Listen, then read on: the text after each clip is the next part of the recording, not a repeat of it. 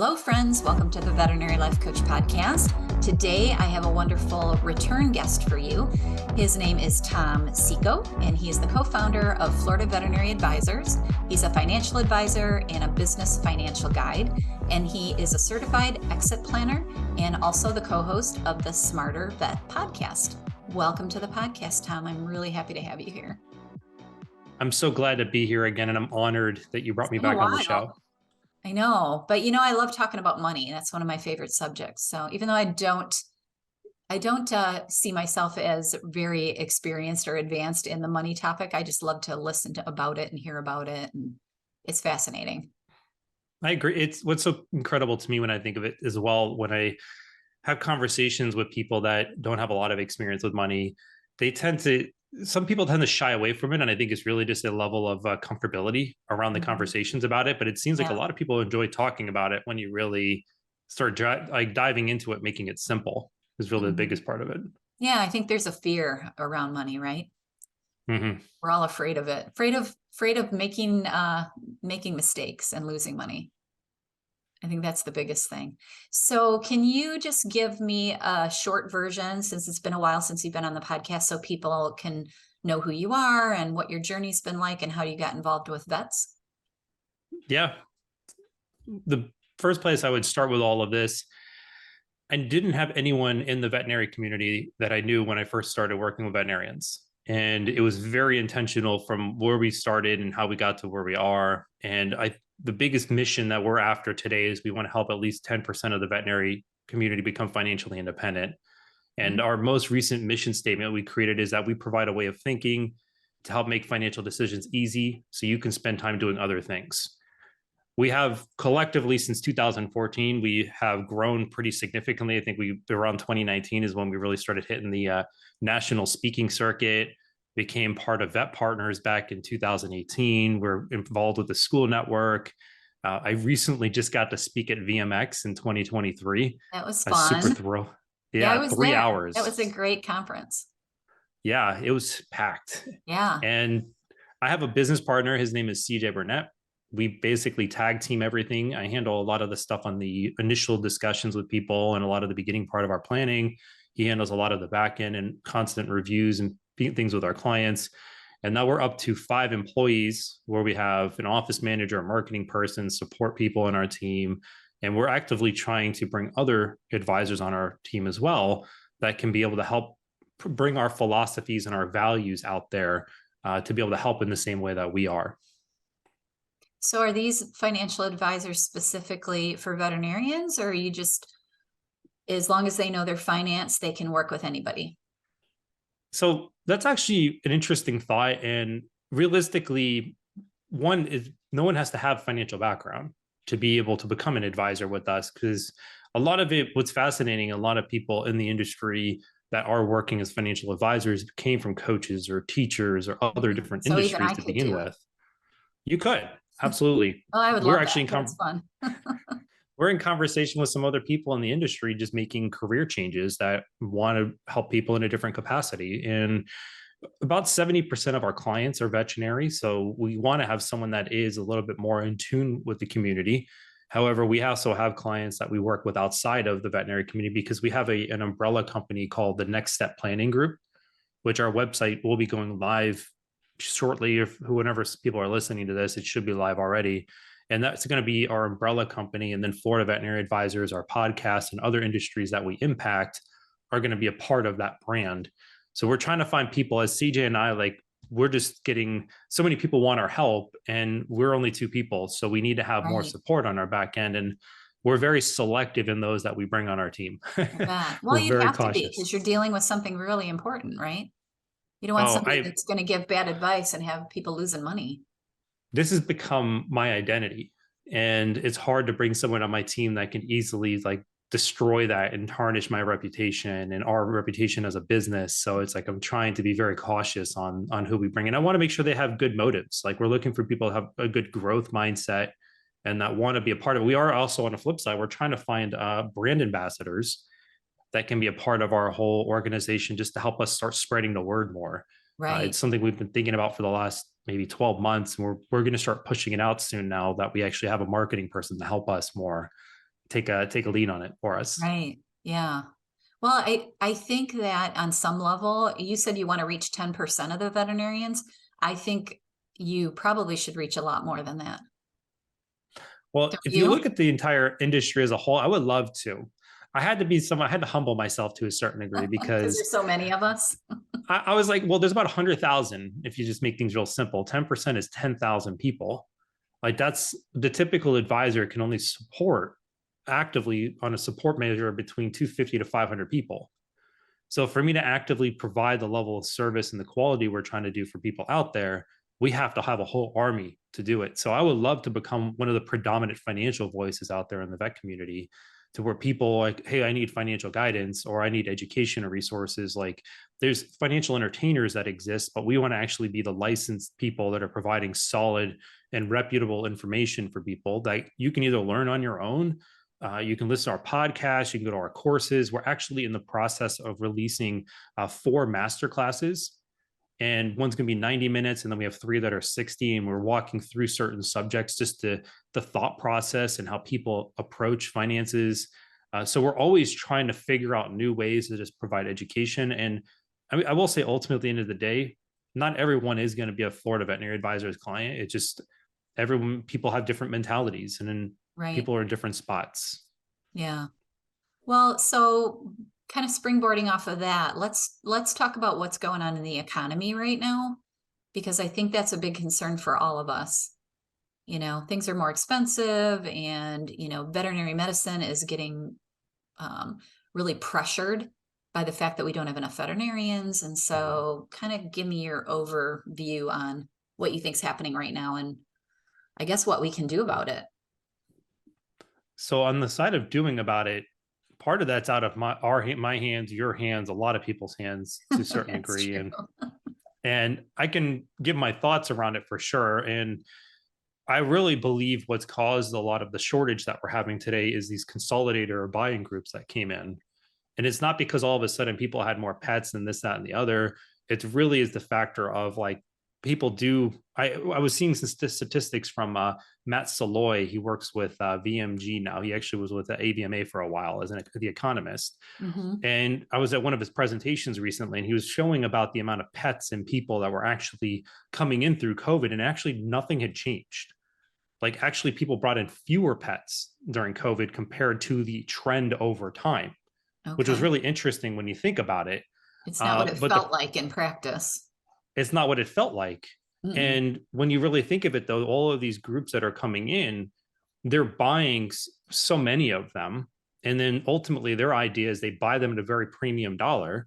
Eventually, they're going to roll them up. Someone else is going to buy them, hopefully, or they're going to go public. But in the process of doing that, they need to figure out how to squeeze more revenue out of these practices. So the only way to do it is you either got to raise prices, cut costs, or get more veterinarians and more people to work. So the more demand that they're trying to create, it's creating a lot of the shortfall that I personally believe is happening out there. Which, as of right now, I believe there's 3,500 shortage positions of veterinarians, about 3,500 vet tech positions that are open, and the veterinary shortage by 2030 is supposed to grow to about 15,000. Wow. So I've heard that there's been some schools getting accredited. They're trying to figure out how to increase that, but there's only about 4,000 vet students graduating every year going into vet med. But Right. then there's about an equal amount people are retiring right now because of the boomer generation. Right. So, Right. And some people are even getting out, like younger mm-hmm, people that could have another 10 or 20 years in the industry, and they're getting out because they just don't want to deal with it. of Which course. that's what I'm working against. I want to keep people in if I can, because I think it's such a great career.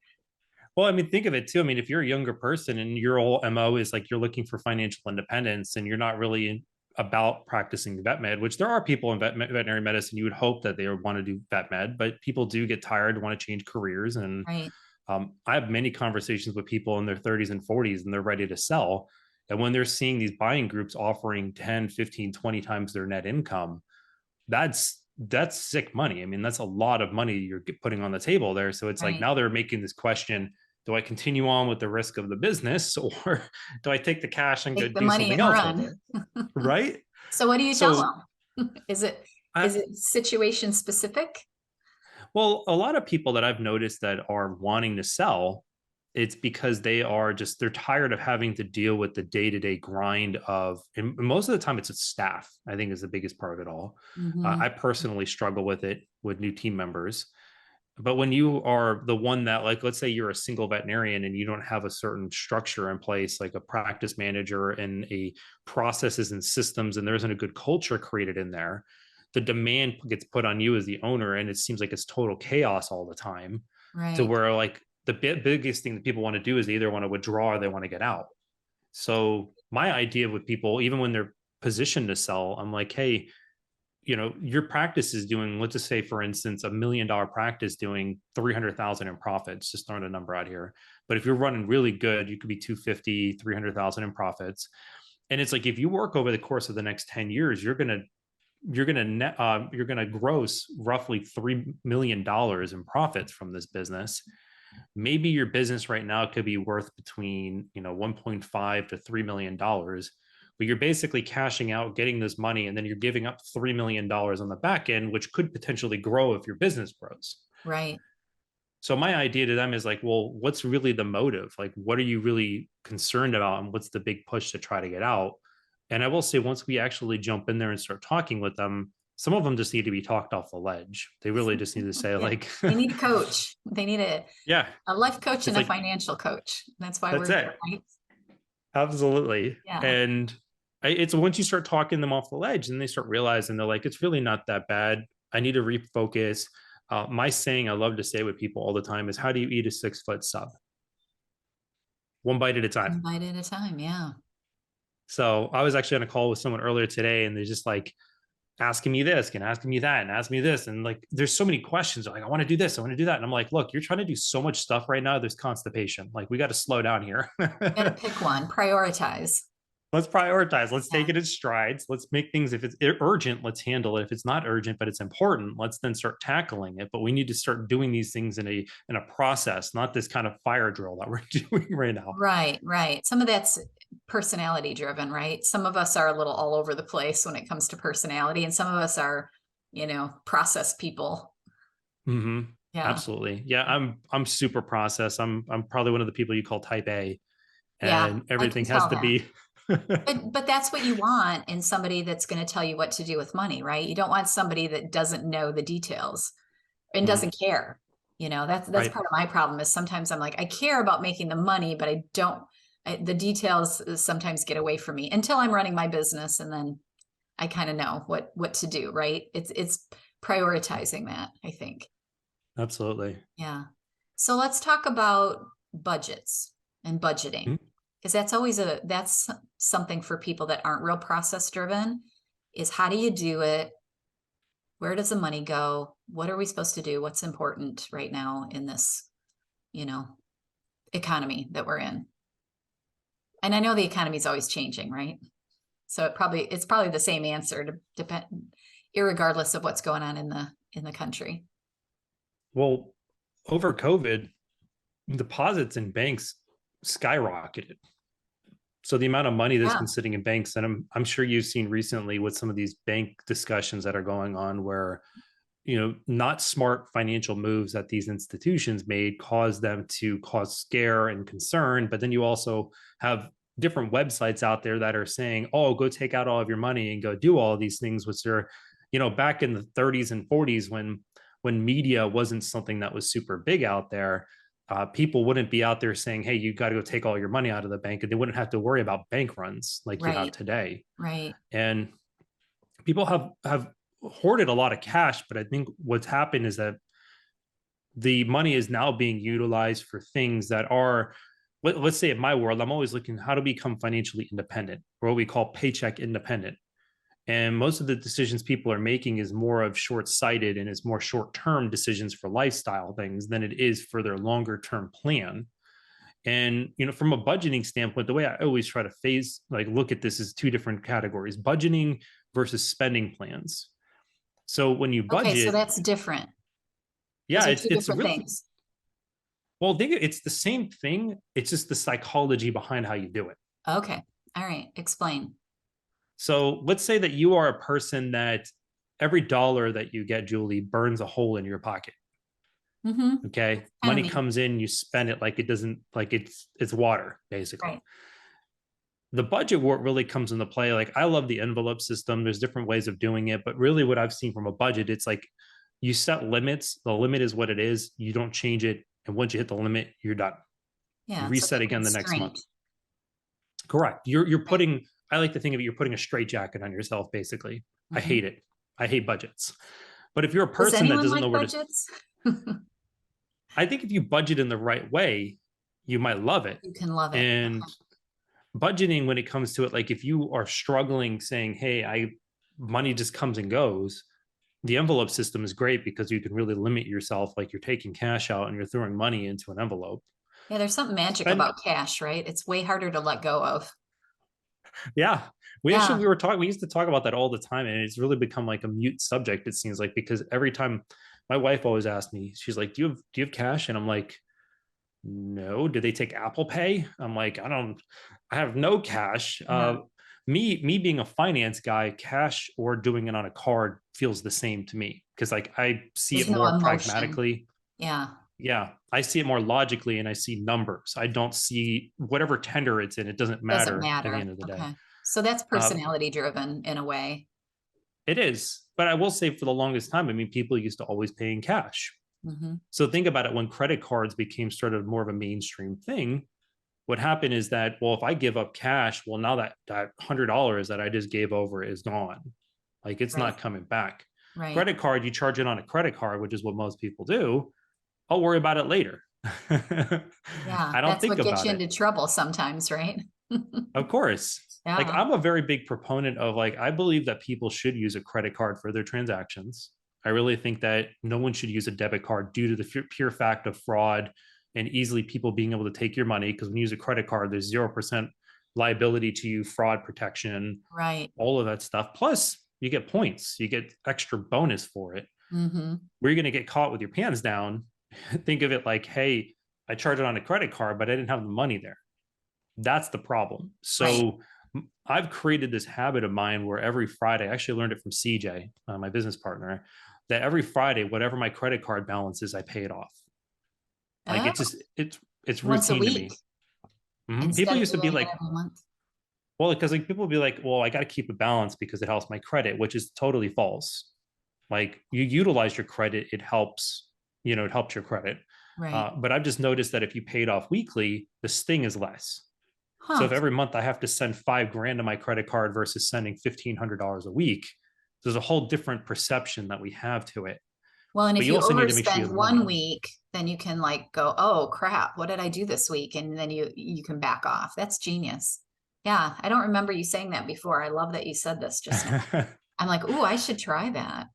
You It should. I keeps you think from everyone being should do it. surprised at the end of the month, right? When you're like, oh, how did I spend so much money this month? Right.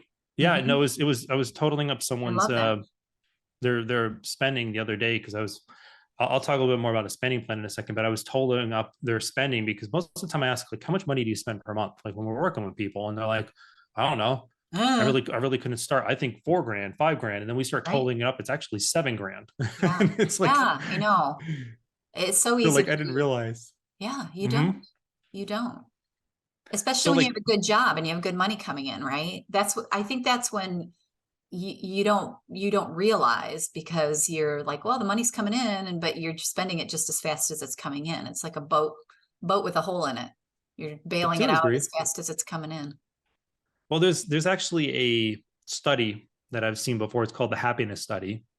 And it actually has been tested over and over and over, where there's a certain level of income that we should have to create stability, but then there's a level to where it's like it provides us the ability to have flexibility in our life. Right. Then anything beyond that is considered luxury, and then anything beyond a certain level of luxury becomes an excess. And I believe the number from the last time I checked it, they'd revised it, was 75 grand, and they bumped it to 85,000, and that was for a household. For happiness. So for happiness. Okay. So 85,000. you're able to pay for your food, you can go out to eat, your bills are paid, everything else, you're saving some money. Then beyond that, that's when the fancy cars start getting pulled in. That's when all the trips start happening. That's when I don't really pay too much attention to what I'm making. So when you think of it, like a veterinarian graduating today is making 100, 120. I see emergency vets like making $150,000, $180,000 a year. Well, and the offers keep going up. The people that I talk Yes. to, it's like they'll tell me one week they got offered this, and then I'll talk to another and they're like, well, I got offered this and I got offered this. And I was like, oh, it's going up so fast. Yes. Well, it's like I Makes me was want talking to to someone the other day do an doing extra job. emergency. It's Emergency crazy vet. just the yeah, like their production is actually double of what their salary is. Like how is it even possible? But it's like now they have all of this financial means, and of course, like there's the saying, more money, more problems. Like you make more money, your life is cared for. You don't really think about it much anymore. Right. So not being a finance guy or a nerd like myself, most people are just going to do their thing. They spend money, they put money in different places. They're not worried about how they're going to cover their expenses and their bills because they got plenty of money. And the cycle continues over and over. So when it comes to the other mindset here is like what we call the spending plan. I think this is a good part to throw in here. Yeah, tell me Is about that. we actually have a concept that we use with people of where we want to, instead of pushing our savings in spots and saying, hey, we want to save X amount per month in money, like your goal, everyone's goal should be doing 20% of their gross income. So if you make 100 grand, you should be saving at least $20,000 a year. That should be your goal. If you can do more, it just means you're going to become financially independent quicker. Where you put that money is a whole nother conversation with itself. But what happens is that people usually try to pay themselves and save after the fact, after expenses, after everything else happens. The 401k is very attractive for a lot of people because they put money into it, payroll deducted, don't even have to think about it. But if you're making 200 grand a year, you're not going to be able to save enough into a 401k. It's just not possible. Right. So like, what do you do instead? So the way we do it is we flip it. Instead of having all their money get dumped into their checking account, we establish a whole separate account that's meant to be, I call it the Grand Central Station. Okay. Money comes in, money's supposed to go out. And the whole goal here is that we want to limit our lifestyle to where we're not, let's say the word poor, like you're not supposed to like starve yourself. Right. At the end of the day, though, we're trying to keep your lifestyle at a certain level and let it grow over time as you make more money. But by able to do that and you capture your money in one account, it really allows for you to maximize the savings that you're doing.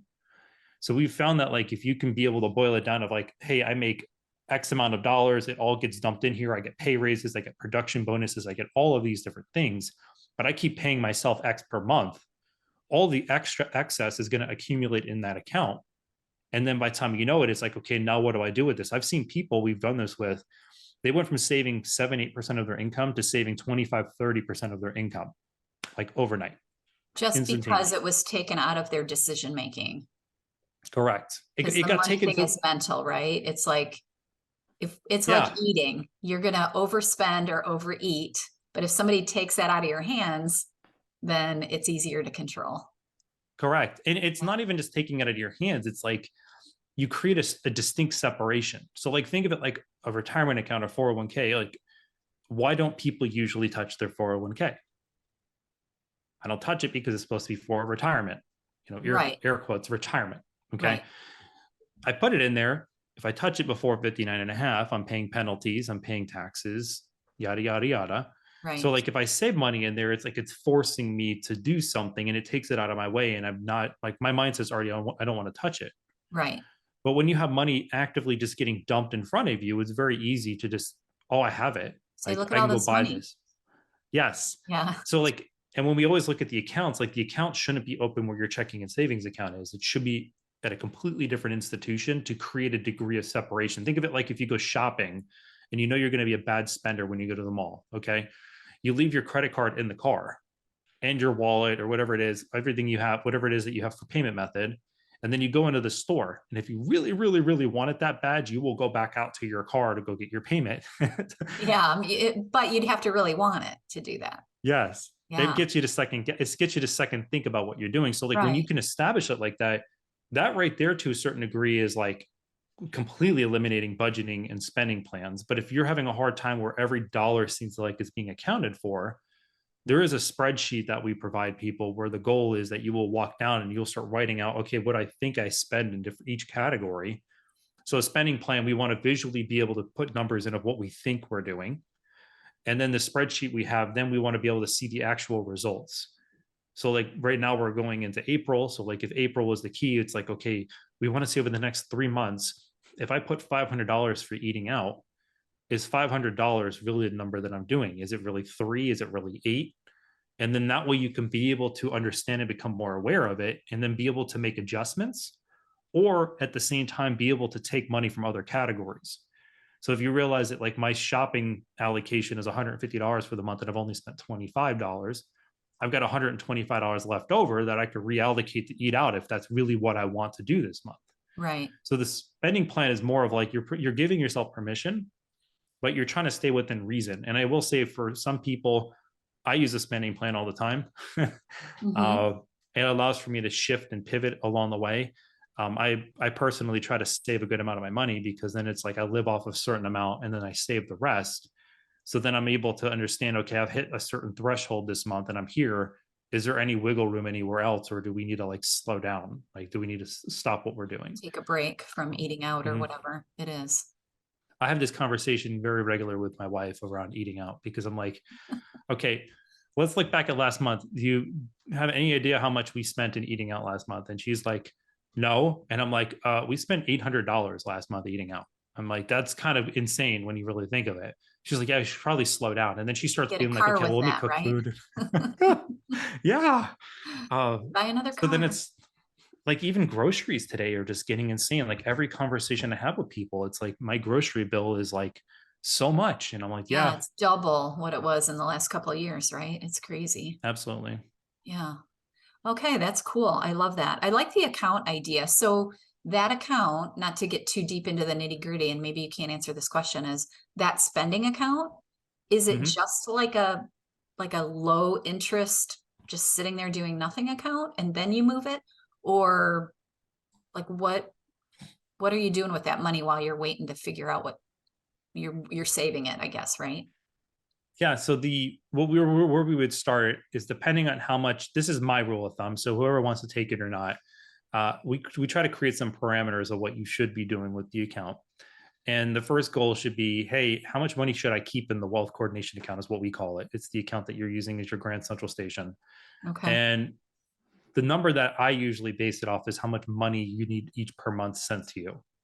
So if it's $7,000 you need every month for your lifestyle, then $7,000 should be the lingering balance in the account just for buffer. Like a So like, backup, kind of a backup plan in case something happens. yeah, so like in the event Lose your you job. making sure your paychecks are going to you when you need them, and then also if you're starting to redistribute funds to other spots, you're not causing a shortfall for yourself. From a savings perspective, an emergency fund, I usually look at least 3 times whatever that number is that they're getting sent every month. So if it's 7,000, you'd want 21 grand in an emergency fund. The goal should be, though, to get at least 1 year of your gross income in accessible dollars. So when we look at 1 times your income, so if you're making 100,000, you should be having a target between your emergency fund and other funds that are available to you without penalties, should be up to at least 1 times your gross income. That should be the target. From there, as the money accumulates, if we have a target set at 7,000 in the wealth coordination account, once it hits 7,000, now it's a matter of like, okay, how much extra money per month is building in here? Can we actively start contributing to different buckets? And at the same time, as bonuses come through and everything else, it's going to cause the target to get blown through the roof. So Right. like we might be now at 20,000. It's like we have what we call $13,000 of dead cash that's just sitting there. And it's like, okay, do we put that into our lifestyle? Do we put some of it? Do we put it all into your plan? What do we do with this? So it really allows for us to become super aware of what's happening. And each person, depending on their risk tolerance and where they're at in their phase of life, is really going to be depending on where they should be putting funds along the way. So like some of, if you're going to do a 401k, of course, it would keep getting pulled out of your paycheck, but there Right. are other alternative things that you could put money into that you'd start looking at from a planning perspective. Okay. So how does your, assuming that a lot of people out there that are listening to us have student loan debt, Mhm. how does that factor into all of this? Like, what if you have a huge student loan debt that you're trying to pay off? And I know well, I shouldn't say I know. Didn't during COVID, they make it so people didn't have to pay on their student loans? Like, was that an issue? Mhm. It's still in effect today. And So are you recommending that people do that, just not pay? Or are you recommending that they continue to pay on it, I guess? so the Biden administration had actually approved doing a $10,000 forgiveness for a certain amount of income that people made. They were eligible Right. for it. But then other states had found that unconstitutional, which then was going to the Supreme Court, which I think that their meeting is in June or July of 2023. Mm-hmm. And until then, until there's some further notice, there's still payment pauses and interest rate pauses until then. What I will say when it comes to income and repaying loans, once you get in loans about 1.5 to 2 times the amount of money you're making, I hate to be the person to say this, but ultimately, at the end of the day, the ability for you to repay your loans and find balance in your financial life is basically impossible. Like, in just all frankness here, and I hate to be the one to say it, but it is what it is. When you do the math, it just doesn't work. Right. And what happens is, like, for anyone who is in a circumstance to where they are in that position, this is where the emphasis on savings should become even more of a priority. So, like, even if you are a person that will, let's say you're leaning on income-based forgiveness at some point, or the forgiveness program because of income-based repayment, or the payee program, God forbid, I hope it does happen for a lot of people that are out there relying on Yeah, a it. lot of people are And using it. if it doesn't happen, well, if you spend a bunch of your time trying to save money and you minimize your loan payments and you're able to just save, ultimately, even if you have to keep paying that loan payment throughout retirement, let's just say, you're still going to have enough money you've accumulated over time to provide you with income. Because that's the biggest concern here. Like, if I have loans and I have to pay them, do I have the financial means? And it's not going to put me like in a position where I'm eating ramen noodles and peanut butter and jellies every day. Right. So the more that you can save in that perspective, then absolutely. But if your life changes and you get in a different position to where, you know, your income goes up because you're in a different role, maybe you become a practice owner and you have more cash flow that's available, I would always encourage people to start repaying as best as you can, but also at the same notion, balance 20% savings. So when we really look at it, the biggest factor that I look at with anything from a planning, there's one thing we cannot get back, and that one thing is time. So for Right. anyone who devotes the next 10 years of their life aggressively paying off student loans and they're hardly saving any money, one, there is no absolute certainty that you're going to be able to make up 10 years of savings once your loans Right. are done. And at the same notion, there's no guarantee your loans are going to get repaid in that 10 years because life does happen. Yes. So the best that anyone could do right now is being able to build more cash and then reevaluate every 6-12 months and be like, well, I've accumulated this. Do I put it towards my loan or do I put it towards my paycheck independence? Which one is more important to me? And, you know, depending on the spectrum, like if you are a 2 times income person or higher, or if you're a 1.5 or lower, it really, of course, it's person by person that you'd be working with. But my MO at the end of the day is control. How do I keep control in my situation? And the less control that I have by paying extra, like I find people that are like literally they have fumes in their checking account. Like it is real bad the amount of money that they have. And I'm like, wow, you make X amount of dollars, but you have nothing Yeah, right like now. where is it all? And you can't blame it on the student loans by all means, because the Mm-mm. government, like if you're on an income-based repayment, they're probably requiring you to pay 600 to maybe $1,000 a month in loan repayments, and there's still extra money there. So Right. like now it's a real time to like check yourself and be like, is my rent too high? Am I paying for too much of a car? Am I eating out too much? Am I doing this? So now it's like really coming down to like, what are my habits that I'm creating or have created? And how do I kind of break the bone and reset it again?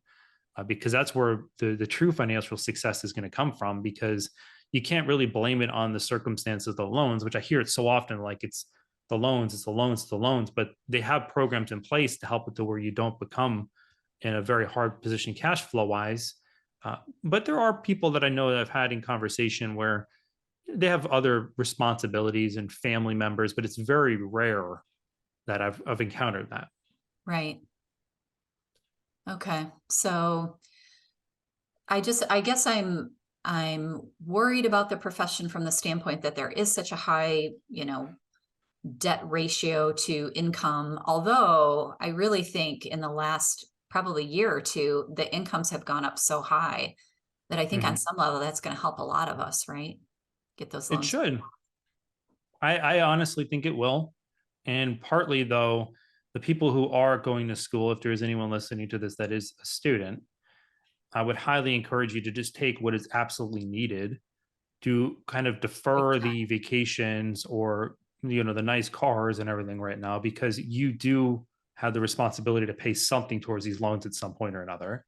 Right. And be as lean as you possibly can, eat the ramen noodles and eat the peanut butter and jelly to minimize the amount of financial pain that you're going to feel from any loans that you're going to take. And then, at the end of the day, when you get out of school and you start making money, like I would 100% the first place I would start is saving, because saving is like, let's say you're going to save $1,000 a month today, but you're not good. You're going to defer that for 10 years. And now all of a sudden you're like, well, I'm going to save now $1,000, but you're 10 years behind, plus all of Right. the growth off of your assets and everything else. So you're probably going to have to save $2,000 a month to Right. catch up, maybe $2,500 a month to catch up. But then what other also responsibilities do you have in your life now? You might have a new house, a car, kids, other responsibilities, things Right. that you want to work towards. So like, by focusing so much attention on one thing and making it like, I would 100% prioritize savings. And if debt is like, I think sometimes, again, I think people just need to be talked off the ledge of like, look, I understand debt is programmed in our brains to be bad, like Right. debt, bad, red. Right. You Except don't want it. except for in I would argue with you from the standpoint of, yeah, debt, we are told debt is bad, debt is bad, debt is bad. And on one hand, I agree with that. But I also think that when you're buying a house or when you're buying your veterinary hospital, like I don't know that anybody could ever save up enough money to buy a vet hospital. I couldn't. When I bought mine, I had to go into debt. And And that's the and I got value. rid of it. Like I worked hard and got rid of it. But I think sometimes I hate to call it good debt and bad debt, but maybe there is some of that. There Like, is, could I we have would, gotten through vet school without some debt? I don't know anyone. I couldn't. I had to have debt to get through well, school. you answered that question right now. What causes debt in the first place? Debt is caused because we didn't have the financial means to pay it with other sources. So we had to find an alternative way, which that's where student Ends up debt. loans, credit cards, mortgages, auto loans, all of these things come into play. Right. The two biggest problems though is that, I get approved for a house, and most mortgage people will approve you for up to 35% of your gross income for a house payment. Doesn't mean you can afford it. Like, Yeah, there's a it's difference too between much. affordability and approval. Right, right, exactly. or a car, like maybe you're obsessed with luxury cars. For instance, I'm obsessed with luxury cars. Are I you? just got my first electric car recently, Oh, cool. and it's one of those things that, like, if you have the financial means to do it and you can build it into your lifestyle, it's one thing. But if you're going out there and you're leasing the Range Rover for $1,000 a month, you might want to take yourself a step back and be like, yeah, is this really part of my priorities right now that I should be looking at? Or are there other things that I want to be focusing on? And I think sometimes people just need a little bit of debt is a good thing to use when it's used in the right way. And I'm a Cool. big proponent. Like, people ask me all the time, someone has student loans the other day, I was talking with them. They're like, well, I took out money from my house because the rate was lower and I was going to take that money and wipe out my student loans. Mm, And she's like, but we went into this no payment for a while. And her home loan was at like 2.7% versus her student loans at 6.5, and she could spread it out over 30 years if she wanted to. I was like, it sounds like a genius move. But then when I look at the amount of accessibility of cash she has, if she took all the money that she has in cash and paid off her loan, she has $5,000 in her account. right. In my mind, that's not a smart That's move for you to be risky. making right No, now. that's very risky. So it's like one of those things, like with debt, it's always good to be able to leverage someone else's money, but doing it in a very reasonable way so you can keep control of your own stuff and do other things with it. That's how Right. most people from a financial savvy standpoint or business owners do it. So, Yeah, it's just watching where it's going and knowing where it's going, huh? yep. So talk to me about like house buying and real estate and stuff like that. What do we need to know about that? The two Because things that at I some point everybody's gonna, I would assume everybody wants to buy a house, right? absolutely, these are my two beliefs towards it, and people can take it or leave it. Everyone's circumstances are different. If you have to put down more than 5% to buy a house, you shouldn't probably be doing it realistically, Put down, especially okay, say that again. Put down more than 5% of, as a down payment. oh, as a down payment. Okay. Yeah, because you have Gotcha. closing costs, you have all these other things that come into Right. play. All If right. you are financially independent and you have a certain amount of assets and wealth that you've accumulated, we can re-talk about that at another point. Mm-hmm. Most people I approach, if you have to put more than 5% down as a down payment, like I would probably reconsider your motives on that, because it's like you're probably extending yourself more than you should be. It means that you're buying too much of a house. But then also on the other side, what my also belief is in our philosophy that we have from planning is that your principal and interest payment, which does not include private mortgage insurance, they call it PMI, Right. insurances, taxes, and all that other stuff, just principal and interest should not be more than 15% of your gross income. Okay. And So why as do you long as you say can, that? So you have enough to save? it's, I like to call it to where you're not house poor. Yeah. Okay. Because people usually like, again, if you move in a community like mine, I have a CDD. It's called a community development district in Florida, and we Mm-hmm. have it's kind of like an HOA, and Right. every month we have to pay Okay. a certain amount to maintain the community we're in. Right. Uh, I don't account for that as part of that 15%. That is purely coming out of my lifestyle now to have Okay. the house. It's part of the being in this house. It's part of my lifestyle now to be here. So like electricity and water and pest control and all of these Out of things that are, bucket. yes. So what else? I mean, is there more, or is that it? It's like 15% is your payment, and then you say go for it.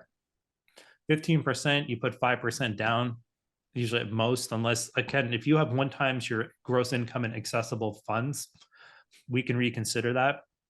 But a lot of times I see people trying to do 20% because they're trying to avoid like private mortgage insurance. And really where Okay. the zinger is for a lot of people is if your credit's bad, the private mortgage insurance is probably going to be high because they're going to base it off of your credit worthiness. Right. But if your credit is decent, your PMI is really not that much. For the amount of cash you're giving up and the opportunity you'd be losing by using that cash for other purposes, the amount of time to recover it, the recovery time period is just, it's not worth it. Okay. And you should just be able to cash flow it and pay it out of your income over time. Okay. All right. So I'm going to jump subjects on you because I think we Mhm. mentioned this before we actually started recording, but we talked a little bit about the culture in your practice and Mhm. how to manage that, or what the problem is with that right now, and what's happening with the veterinary shortage, that whole big piece of pie. Maybe we Yep. can do a little bit on that before we're done. What's your take on all of that that's going on in that department right now? Is that too Well, big I of will a say broad question? Doesn't make sense. it, I can answer it in a couple different ways here. One, vet practices, and I've been reconfirmed this by a lot of other people in the industry. Many of the practice owners that have practices do not have a culture to begin with. Their culture is we just show up and we're just here, we work, we do what we do. Each owner might have certain personalities and things that they bring, but there is no outlining of, when I say culture, there is no clear transparency of saying, okay, these are our values. This is our philosophy. This is what we are about. This is Mm-hmm. what our mission is as a practice. And there are a bunch of practices that we run into where when you start asking them in these things, it's like, I always like to ask a practice owner of like, they're looking for talent. And I'm like, what makes your practice a destination practice for people to want to work at? Like, what makes them want to come here? Well, we have a 401k or we have these different, I'm like, but what makes people want to work here? Right. Like in our world, like we have, in my business and CJ's business, like we actually have a thing that we're trying to communicate to our team of what we want for them, what we're trying to accomplish for our clients, what are, our principles when it comes to work. We call it opera. I actually got these really cool carved out signs that we had recently made. They're called opera. That's And opera awesome. means it's take ownership, be proactive, be early, get results, and actively communicate. And we created a philosophy and vision video ourselves. We played at every corporate meeting that we go into. And we want to instill a certain persona throughout the entire company. And then also the same notion, we're trying to reward people for their individual successes that they're having in the business. It's not just, hey, the business did really well this month. I see this all the time with vet practices where they did well. Everyone gets a random bonus based off of your position. Yeah. Christmas time rolls Not the around. Here's same. a Christmas bonus. But then also at the same time, if you have really key and critical people in your business, it's also like, what are you really doing to tie those people down? Right. And we usually, in my world, call it a golden handcuff. It's like, how are you making it to where they're here and they're They not don't going want to to leave? leave. Yeah. And there are Yeah. ways you can pick select people in your practice to be able to tie them down, because you're providing some kind of a benefit after a time period to them. And the way we call it is like a retention bonus or a non-qualified compensation program. They're commonly called a 409A in law, is 409A plans. And really being able to hone in on like, who are those key people. So like, there's one, what is his name? Dr. Young, I think his name is. He's based out of Atlanta. And I got to listen to him a few weeks ago, and I was very impressed. He went from not having a practice 6 years ago to now having two practices that are grossing over $7 million a year combined. And like, he has 10 veterinarians, and he doesn't even work there anymore. And he created these, like, he talked about like the five senses, like what do people experience when they come in here from the five senses of taste and touch and feel and smell, and what do they see? And he really tried to create this mission and vision for his business, and it's thriving right now because Right. of it. Yeah. People are doing phenomenal. And I think that's where, and I hear all the time with practice owners are just like, well, I don't have time, I'm busy, I'm this or that. And I'm like, I get it. Everyone's busy. Everyone has a lot going on, but anything that is ultra important, you'll make time for it. Like, and the way you make time for it, you look at your calendar and you block it out. And Well, if you need to, oh, go sorry. ahead. If you have an actual mission and vision, then that's going to drive that time. Like you're going to spend that time getting that going, but then you're going to get so much more time back on the back end, I would imagine, because you're not losing people and rehiring. And like, there's so many things that if you don't have a good culture that you're going to lose. Absolutely. Like And when you hiring a can, vet is bad. well, it's like when you can create that culture, even if you can, again, how do you replicate your time? You replicate your time by buying other people's time. Right. So if your time is more well spent doing one particular thing in your business, you need to figure out, how do you get someone else to handle the other parts of it. And this might require, you're going to have to do some of the dirty work. You're going to have to get in the weeds and on your hands and knees and start picking the weeds. At the end of the day, though, there should be, if you need guidance because you feel stuck or you don't know how to do things, this is where really leaning on people, even like yourself, Julie. It's like, I need someone to support me with through these things, Right. to get my mind right, and then push me in ways. And then once you get it done, okay, it's not over now. You got to reinforce it over and over. But once you really make it a focus point and it's something of a priority to you, it's very easy. It's like riding a bike.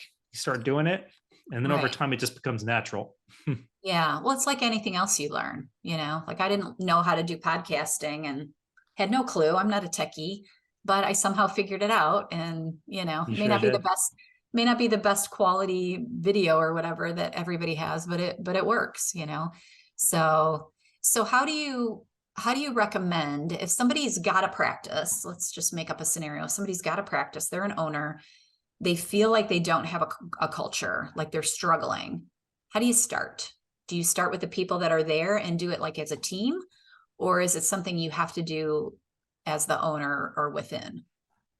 I would I would always say you'd have to start with the owner, because all businesses start from the top down. Mhm. And I believe that the first starting point with any business is you got to understand what the vision is for the business. So like, what are you really wanting to get out of it? And if you don't have clarity around that, then you got to really sit down and really define that. And then also like sitting down and really starting to pick out of like, what are like the three things that are super important to me from a value standpoint that I want to instill and that I'd like all of my employees to instill. And then if you want to take it to the next level, I mean, there's some really great books that are out there. Like there's one that's called Traction.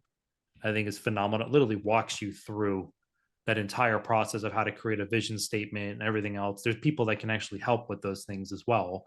Yeah. But if you can narrow down, like if you don't have clarity yourself as the owner, that's the first place you always need to start. Like me and CJ get together every quarter to do quarterly business reviews, and we get together every year in November to talk about our annual, like, what do we do this year and what is our focus for next year, and we're evaluating our vision and our business, and we're doing all of these things. It stinks because we're eating up like a week of our time that we could be doing other things. But Right. if we don't do it, then it's hard to make, like, if we want to instill certain things or if we want to focus on certain stuff, if we don't devote the energy to it, our life is going to carry on as usual. And Right. then we're not going to get the results that we're wanting to get from it. Right. It's strategic planning, but you have to do it or else you don't know which direction you're going in. Yeah. Absolutely. Awesome. Okay. Tell me what opera stands for again. I didn't write, I wrote down opera, but I can't remember I think that's genius. Well, you know, my daughter and son-in-law are opera singers, right? That's great. That's I think why you when you telling said me. that word, I'm like, opera. I know that. Yeah. So the O stands for take ownership. Okay. P means be proactive. Okay. E is be early. Okay. R means get results. And then A means actively communicate. I love it. So like at the end of the day, it's like if we come back and we do 90-day reviews. I actually stole this from Andrea Crabtree. She's someone else who works in vet med, and she's like, you should do 90 days. And we're like, yeah, absolutely. We're going to start doing 90 days. Yeah. And we actually use that as the framework of our reviews. And we make our team members grade themselves on their overall over the last quarter.